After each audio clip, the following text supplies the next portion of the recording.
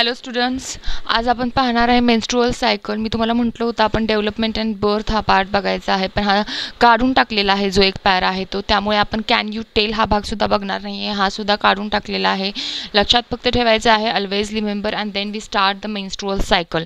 Okay, now we have studied the always remember. In that, the man is totally responsible whether the couple will have a boy or girl child. Man contribute the X or Y chromosome to the next generation. बघा काय सांगितलेलं आहे की ज्या वेळेला zygote formation होत असतं, आपण पाहिलेलं आहे वर, त्यावेळेला झायगोट फॉर्मेशन होत असतं त्यावेळेला मॅन पुरुष जो आहे तो कंट्रीब्यूट करत असतो एक्स आणि वाय ही दोन्ही क्रोमोसोम तो कंट्रीब्यूट करत असतो. पण वुमन जी स्त्री आहे ती फक्त एक्स क्रोमोसोम कंट्रीब्यूट करत असते. बघा आता at the time of the fertilization, ज्या वेळेला फर्टिलायझेशन होतं, if the X chromosome come from the male. बघा मी सुरुवातीला सांगितले मेलमध्ये पुरुषामध्ये एक्स आणि वाय दोन्ही क्रोमोसोम्स आहेत. ठीक आहे, मग जर पुरुषाकडून एक्स क्रोमोसोम आला फर्टिलायझेशनच्या वेळी तर त्यावेळी गर्ल होते, मुलगी होते. ज्यावेळी जर वाय क्रोमोसोम आला तर मुलगा होत असतो. बघा म्हणजेच नक्की आपल्याला इथे काय म्हणायचं आहे तर एक मिनिट आपण लिहून दाखवूया तुम्हाला.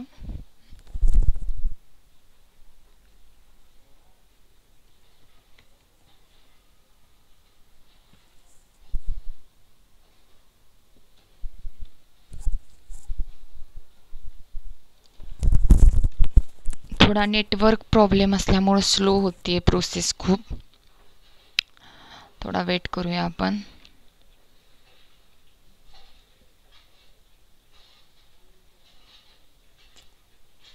रेंजमुळे थोडा इश्यू होत आहे वेदर प्रॉब्लेममुळे.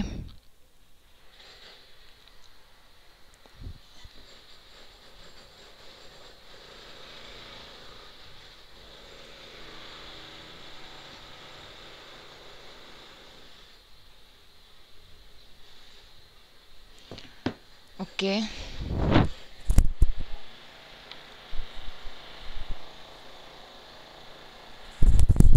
बघा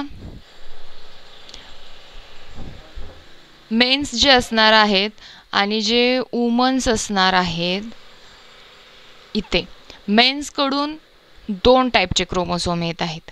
कुठले कुठले? एक्स आणि वाय क्रोमोसोम. पण वुमनकडून स्त्रीकडून फक्त एक्स क्रोमोसोम येत आहे. आता बघा ज्या वेळेला फर्टिलायझेशन सुरू असणार आहे, जर मॅनकडून एक्स क्रोमोसोम आला आणि वुमनकडून एक्सच येणार आहे कारण तिच्याकडे एकच आहे, म्हणजे एक्स एक्स क्रोमोसोम झाला. त्यावेळेला कोण होणार आहे? गर्ल होणार आहे. जर मॅनकडून वाय आला, वुमनकडून तर एकच येणार आहे का तिच्याकडे एकच क्रोमोसोम आहे एक्स, एक्स वाय आला तर काय होणार आहे? बॉय होणार आहे. म्हणजेच हा जो वाय आहे हा टोटली क्रोमोसोम रिस्पॉन्सिबल आहे मुलगा होण्यासाठी. आणि बघा काय सांगितलेलं आहे, मेनकडून एक्स आला वुमनकडून एक्स आला तर एक्स एक्स होणार आहे म्हणजे गर्ल तिथे होणार आहे. आणि जर मेनकडून वाय आला आणि वुमनकडून एक्स आला तर तिथे कोण होणार आहे? बॉय होणार आहे. म्हणजे असं आपल्या इथे लक्षात येत आहे की मुलगा होण्यासाठी जो क्रोमोसोम आहे हा कोणाकडे आहे? वुमनकडे आहे का? नाही, तो कोणाकडे आहे? मेनकडे आहे. मग इथे क्वेश्चन निर्माण होतो, thinking of this, is it right to consider the mother responsible for a girl child? We all must take effort to stop female foeticide. बघा काय सांगितलेलं आहे की यावर जरा विचार करा सगळ्यांनी की is it right to consider a mother responsible to a girl child? की मुलगी होणं हे स्त्रीच्या हातात आहे का? तिला दोष देणं हे कितपत योग्य आहे? We all must take effort to stop female foeticide. भ्रूणहत्या थांबवणं, मुलगी वाचवणं गरजेचं आहे. कारण आपण मुलगी झाली तर आईला दोष देत आहे का? तर ती फक्त जन्म देत आहे, पण यामध्ये तिचा दोष आहे का? तर नाही. जो मुलासाठी जो क्रोमोसोम आहे वाय हा कोणाकडे आहे? मेन्सकडे आहे, पुरुषाकडे आहे. मग आपण स्त्रीला कसं रिस्पॉन्सिबल ठरवू शकतो यावर विचार करणं गरजेचं आहे. हा एक महत्त्वाचा भाग होता. बघा समाजामध्ये अशा अजून भरपूर गोष्टी आपल्याला दिसून येत आहे. आपला समाज कितीही सुधारला तरीसुद्धा अजून खेडेगावात म्हणण्यापेक्षा शहरात सुद्धा भरपूर प्रमाणात ह्या गोष्टी आपल्याला दिसत असतात. मुलगी झाली हे स्त्रीवरच ढकललं जातं किंवा स्त्रीलाच दोष दिलं जातं. हे कितपत बरोबर आहे? आपण शिकत आहोत, त्यामुळे आपण थोडंसं विचार करणं जास्त गरजेचं आहे. बघा, याच्यानंतर आपण मेन्स्ट्रुअल सायकल सुरू करणार आहे. त्यालाच ऋतुचक्र, मासिक पाळी असं म्हटलं जातं. बघा, मेन्स्ट्रुअल सायकल हे वुमेन्समध्ये आढळतं. काय सांगितलेलं आहे? Female reproductive system undergoes some changes in the poetry and those changes repeat at the interval of the every 28 to 13 days. बघा, फिमेल रिप्रोडक्टिव्ह सिस्टीम ही काही चेंजेस होतात. पबेट्री फेजमध्ये गेल्यानंतर, यौवनावस्थामध्ये गेल्यानंतर हे चेंजेस असतात ते 28 ते 30 दिवसांमध्ये सतत बदलत राहत असतात.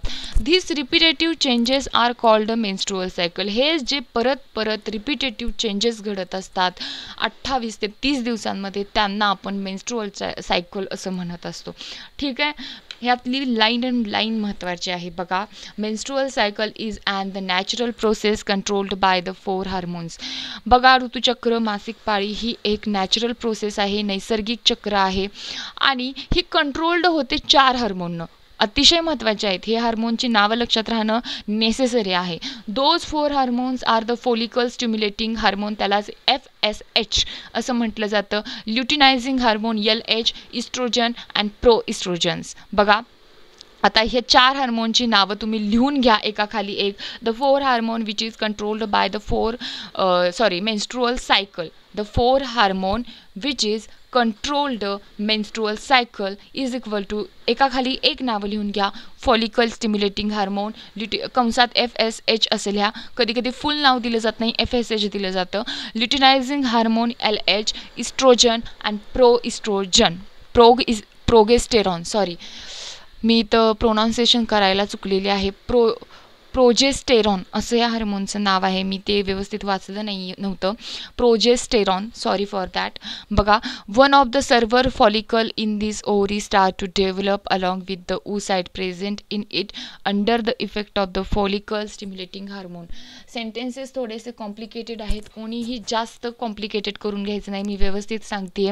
बघा, वन ऑफ द सर्व्हल फॉलिकल्स, आता आपण बघितले होते सर्व्हल फॉलिकल्स आहेत, लार्ज क्वांटिटीमध्ये आहेत. त्यातला एक जो आहे ओव्हरीमध्ये असणार आहे, तो डेव्हलप व्हायला सुरुवात होणार आहे आणि त्याच्या डेव्हलपमेंटसोबत, कोणाच्या डेव्हलपमेंटसोबत? फॉलिकलच्या डेव्हलपमेंटसोबत, अलॉंग विथ म्हणजे सोबत कोण होणार आहे? The oocyte present in it. जो oocyte असणार आहे, अंडपेशी जी असणार आहे, ती सुद्धा डेव्हलप व्हायला सुरुवात होणार आहे. कोणाच्या इफेक्टच्या अंडर? तर फॉलिकल स्टिम्युलेटिंग हार्मोन हा जो हार्मोन आहे वर आपण सांगितला पहिला, तो त्याच्या इफेक्टच्या अंडर फॉलिकल आणि त्याचसोबत oocytes ह्या दोन्ही सुद्धा, पुटिका आणि अंडपेशी ह्या डेव्हलप व्हायला सुरुवात झालेल्या आहेत, म्हणजे फॉलिकल आणि oocyte. दिस डेव्हलपिंग फॉलिकल सिक्रेट इस्ट्रोजन. ह्या ज्या डेव्हलप झालेल्या फॉलिकल्स आहेत ह्या इस्ट्रोजन हार्मोन सिक्रेट करायला सुरुवात होतात. Endometrium of the uterus start to develop or regenerate during the subsequent cycle under the effect of the estrogen. बघा, काय सांगितलेलं आहे? एंडोमेट्रियम ऑफ युटेरस, गर्भाशय जो असतो त्याची अंतरस्तर जे असतात हे डेव्हलप व्हायला सुरू होतात ज्या वेळेला फर्स्ट सायकल होते किंवा ज्या पुन्हाच्या सबसिक्वेंट सायकल येत राहतात प्रत्येक महिन्याला, त्याच्यामध्ये ह्या एंडोमेट्रियम ऑफ युटेरस म्हणजे जो गर्भाशयाचा अंतःस्तर असतो तो डेव्हलप व्हायला सुरुवात होतो. Meanwhile developing follicle completes it development. बघा काय होत आहे, हा फॉलिकल जो आहे हा त्याची डेव्हलपमेंट कंप्लीट करत आहे. It burst under the effect of the luteinising hormone and oocyte is released. तो काय होत आहे, हा फॉलिकल ब्रस्ट होत आहे आणि त्याचबरोबर काय होत आहे, कुणाच्या इफेक्टच्या अंडर हा फॉलिकल बर्स्ट होत आहे, तर ल्युटिनायझिंग हार्मोन हा सेकंडवाला हार्मोन आहे LH. ल्युटिनायझिंग हार्मोनच्या अंडर हा ब्रस्ट होत आहे आणि oocytes ज्या आहेत अंडपेशी बाहेर पडत आहेत. दिस इज कॉल्ड ओव्युलेशन. बघा, लक्षात ठेवायचं ओव्युलेशन म्हणजे काय, ही जी आपण वरची प्रोसेस बघितली, कोणती बघितलेली आहे? फॉलिकल आणि oocytes क्वांटिटीमध्ये जास्त आहेत फॉलिकल, त्यातला एक फॉलिकल डेव्हलप व्हायला ओव्हरीमध्ये स्टार्ट होतं आहे. त्याच्यासोबतच ऊसाईटसुद्धा, अंडपेशीसुद्धा डेव्हलप झालेल्या आहेत. हे फॉलिकल सिक्रीट करत आहे इस्ट्रोजन. त्याचबरोबर गर्भाशयाचा अंतर्स्राव आहे हा डेव्हलप व्हायला सुरुवात होत आहे पहिल्या सायकलला किंवा पुढच्या येणाऱ्या सायकलमध्ये होत असतो. मग काय होत आहे की हे जे फॉलिकल आहे ब्रस्ट होत आहे ल्युटिनायझिंग हार्मोनच्या इफेक्टमुळे आणि ऊसाईट अंडपेशी रिलीज झालेली आहे. ह्याला आपण ओव्युलेशन म्हटलं. इथंपर्यंत क्लिअर झालेलं आहे. Remaining tissue of the burst follicle form the corpus luteum. आता रिमेनिंग ज्या टिश्यू असणार आहेत ब्रस्टमधून, ब्रस्ट फॉलिकलमधल्या, ह्या कॉर्पस ल्युटियम तयार करणार आहेत. ठीक आहे. बघा, त्याचबरोबर corpus luteum start to secrete corpus luteum जे आहे हे काय करतं तर हे सिक्रीट करतं progesterone hormone. Endometrial gland secrete this secretion under the effect of the progesterone. Endometrial gland जे असणार आहेत, गर्भाशयाच्या अंतर्स्राव जो असणार आहे हा सिक्रीट करणार आहे. काय तर त्याचं सिक्रीशन कशामध्ये, under the effect of the प्रोजेस्टेरॉनच्या अंडरमध्ये. Such endometrium is a ready for implantation of embryo. आणि असा एंडोमेट्रियम, असा गर्भाशयाचा अंतर्स्राव एम्ब्रियो इम्प्लांटेशन ऑफ एम्ब्रियो, बघा याच्यासाठी काय असणार आहे, तयार असणार आहे. नवीन जीव तयार करण्यासाठी किंवा भ्रूण तेथे डेव्हलप करण्यासाठी तयार असणार आहे. बघा, if oocyte is not fertilized within 24 hours, corpus luteum become inactivate and transfer into the corpus albicans. बघा,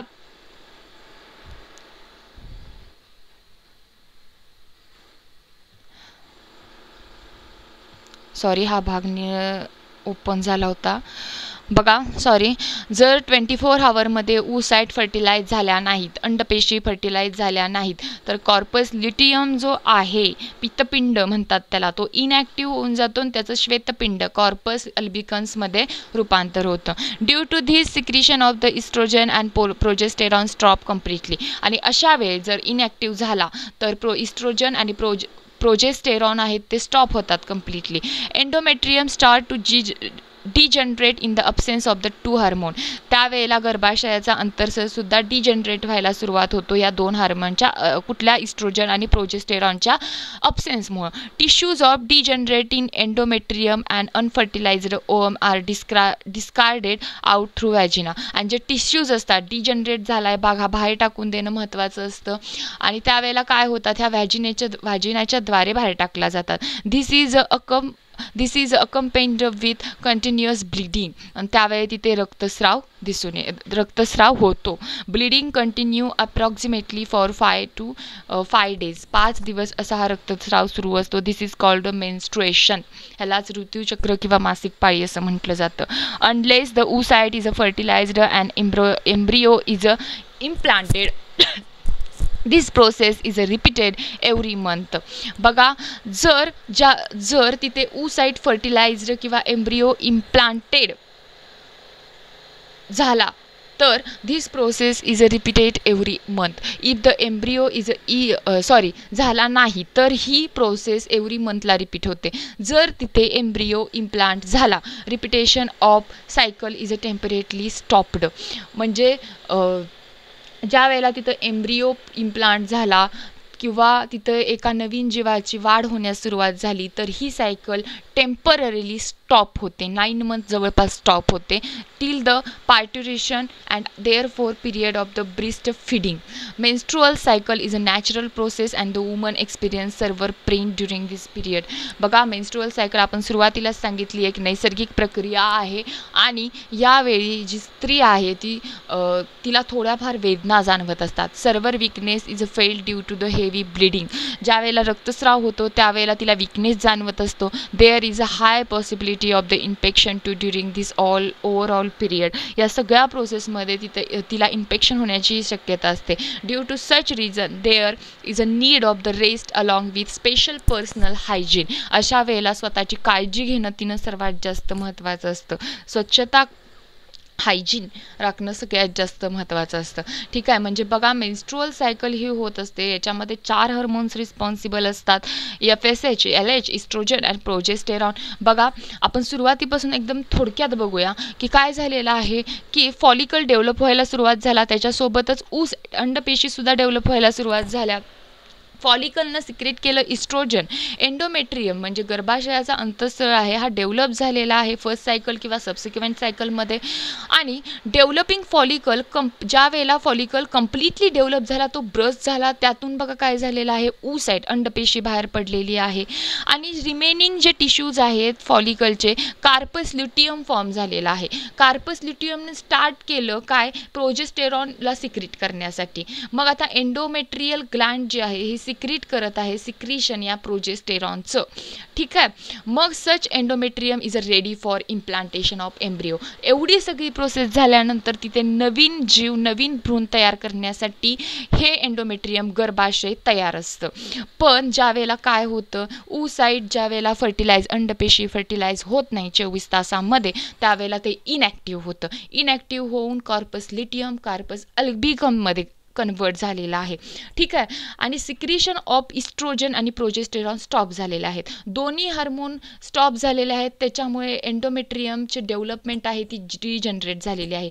हे सगळं डिजनरेट झालेलं आहे, ते बाहेर टाकणं गरजेचं आहे. त्यामुळे तिथे ब्रीडिंग सुरू झालेली आहे आणि ह्यालाच आपण मेन्स्ट्रुएशन असं म्हणत आहे, ऋतुचक्र, मासिक पाळी असं ह्याला आपण म्हणत आहे. पुढच्या भागामध्ये रिप्रोडक्शन अँड मॉडर्न टेक्नॉलॉजी. आता मॉडर्न टेक्नॉलॉजीद्वारे सुद्धा रिप्रोडक्शन होऊ शकतं, हे आपण पुढच्या भागामध्ये पाहायचं आहे. यामध्ये जर कोणाला काही शंका असेल तर मला नक्की विचारा आणि उद्याच्या भागात आपण रिप्रोडक्शन आणि मॉडर्न टेक्नॉलॉजी पाहूया. थँक्यू.